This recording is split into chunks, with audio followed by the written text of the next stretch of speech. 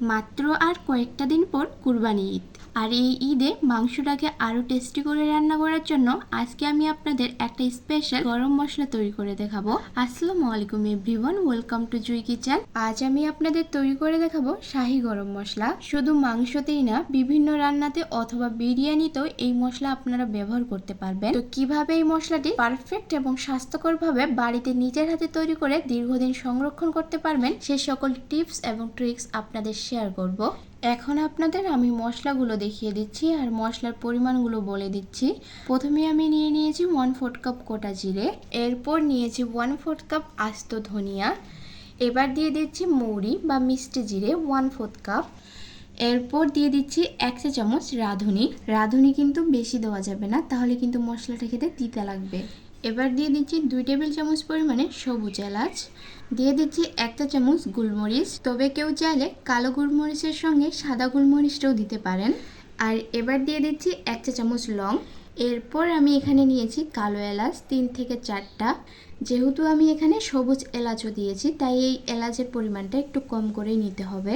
ডালচিনির টুকরো দিয়ে দিচ্ছি 3 থেকে 4টার মতো। এবার দিয়ে দিচ্ছি জয়িত্রী 4 থেকে 5টার মতো।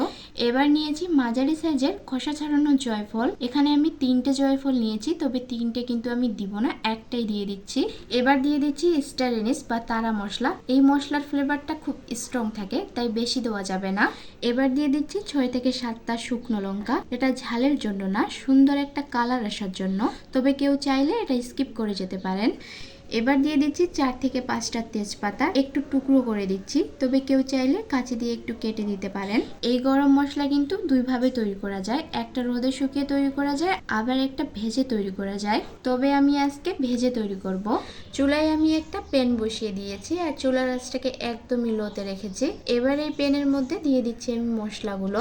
এখন এই মশলাগুলোকে আমি একটু মুচমুচে করে ভেজে নেব। এই সময় কিন্তু চুলার আঁচটাকে একদমই বাড়ানো যাবে না, শুরু থেকে শেষ অবধি চুলার আঁচটাকে কমিয়ে রাখতে হবে। তবে কেউ চাইলে এই কাজটা রোদে দিয়েও করতে পারে, তবে আমার কাছে মনে হয় এই মশলাটা ভেজে গুঁড়ো করলে এর ফ্লেভারটা বেশি স্ট্রং হয় আর দীর্ঘদিন সংরক্ষণ করা যায়। দেখতেই পাচ্ছেন মশলাটা হাতে নিয়ে এভাবে আলতো করে চাপ দিলে কিন্তু ভেঙে যাচ্ছে, এর মানে মশলাটা আমাদের পারফেক্টভাবে ভাজা হয়ে গেছে। এখন আমি মশলাটাকে ঠান্ডা করে গুঁড়ো করে নিব। গরম থাকা অবস্থায় কিন্তু মশলাটাকে গুঁড়ো করতে যাবেন না। আজকের এই মশলাটা আমি ব্লেন্ডারে গুঁড়ো করব, তাই একটা ব্লেন্ডারের জায়গায় আমি মশলাটাকে নিয়ে নিচ্ছি, তবে কেউ চাইলে শিলপাটাতেও বেটে এই মশলাটি গুঁড়ো করতে পারেন। সবগুলো মশলা ব্লেন্ডারে নেওয়ার পর এগুলোকে আমি ভালোভাবে গুঁড়ো করে নিয়েছি, তবে প্রথমে কিন্তু একবারই মশলাটাকে ব্লেন্ড করবেন না, একটু পর পর ব্লেন্ডারটাকে অফ করে মশলাটাকে নেড়ে চেড়ে আবারও ব্লেন্ড করে নেবেন, এতে করে মশলাটা খুব ভালোভাবে ব্লেন্ড হয়ে যাবে আর ব্লেন্ডারেও কিন্তু খুব বেশি একটা চাপ পড়বে না। ব্লেন্ডারে গুঁড়ো করার কারণে কিন্তু মশলাগুলো এখনো গরম হয়ে আছে, তাই আমি একটা বাটিতে নিয়ে নিচ্ছি এগুলোকে ঠান্ডা করার জন্য। মশলাগুলো ভালোভাবে ঠান্ডা হয়ে গেলে কোনো একটা এয়ারটাইট বক্সের মধ্যে ভরে এগুলোকে সংরক্ষণ করতে পারেন 1 বছরের জন্য। কুরবানি ঈদের দিনে যেহেতু অনেক কাজ থাকে, তো সেই ক্ষেত্রে মশলাটা কিন্তু এখনই তৈরি করে কিছুটা কাজ এগিয়ে রাখতে পারেন। আশা করছি আমার আজকের এই মশলার রেসিপি আপনাদের ভালো লাগবে। ভালো লাগলে অবশ্যই আমার পাশে থাকবেন। আজকে তাহলে এই পর্যন্তই, আল্লাহ হাফেজ।